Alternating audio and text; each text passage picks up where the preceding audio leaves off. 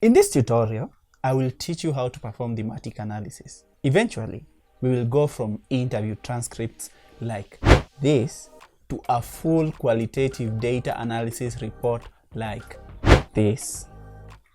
For this tutorial, I'll be using NVivo 14, one of the most popular software for qualitative data analysis.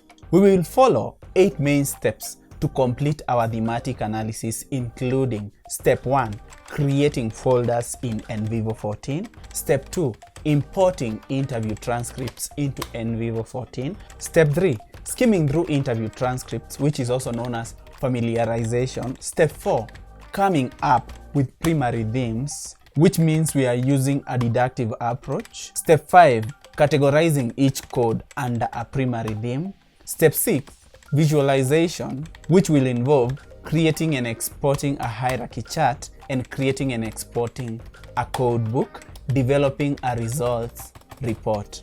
So this is what you'll see when you first open NVivo. We have this pane, and this is where we are going to click to open the new projects. And we have this pane on our left.